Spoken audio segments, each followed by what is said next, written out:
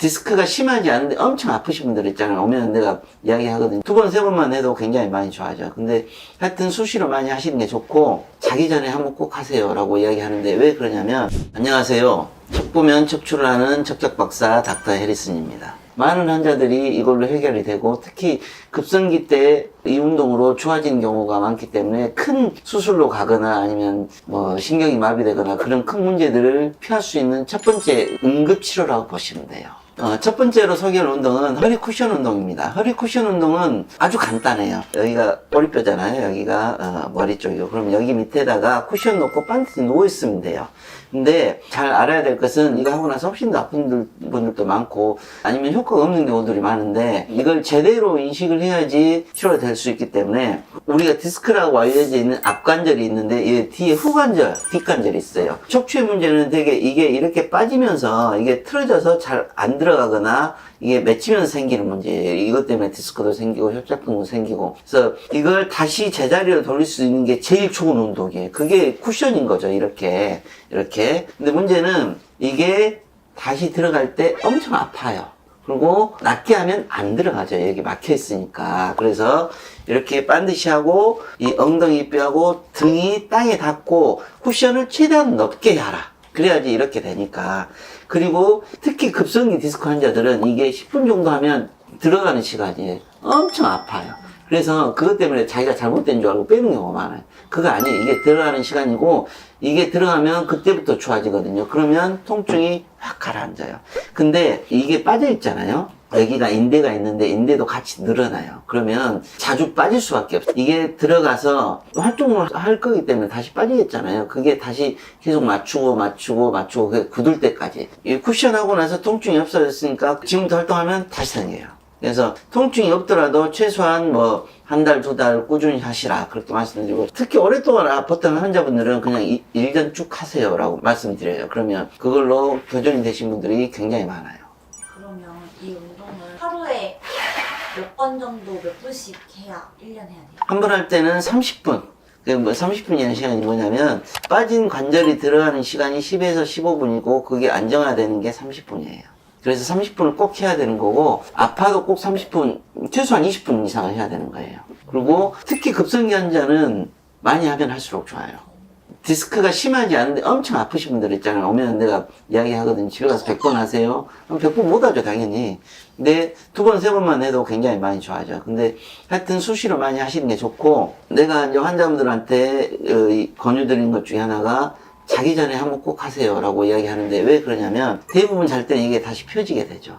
그러면서 아침에 일어나면서 많이 아프죠. 왜 아침에 일어날 때 아픈지 알겠죠. 그것 때문에 자기 전에는 반드시 한번 하고 자라고 그래요. 그 척추의 밸런스를 다시 맞추고 자면 훨씬 편하게 잘 수가 있거든요.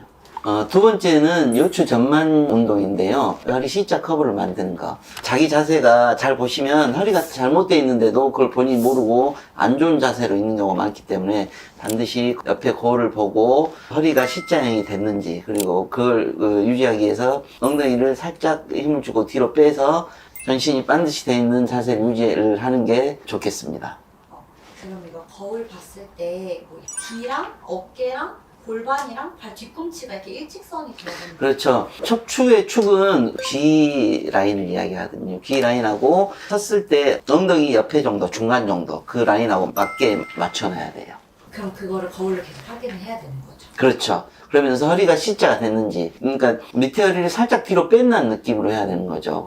약간 이제 오리궁뎅이를 만든다는 느낌. 그렇죠. 그 궁둥이에 힘을 약간 준다는 느낌. 세 번째는 맥켄지 신전 운동입니다.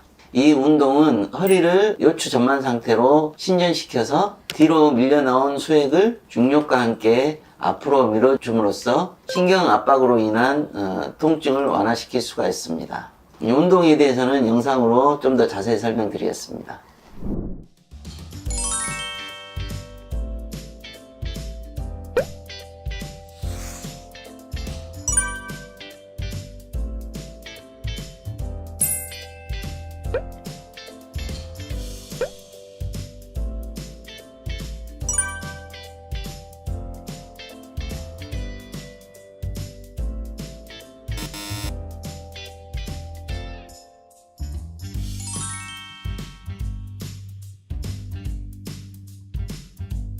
그리고 허리를 진짜 건강하게 하기 위해서는 물론 급성 통증이 생겼을 때 이를 해결하는 것도 중요하겠지만 평상시에 허리에 안 좋은 자세를 피하는 게 굉장히 중요합니다.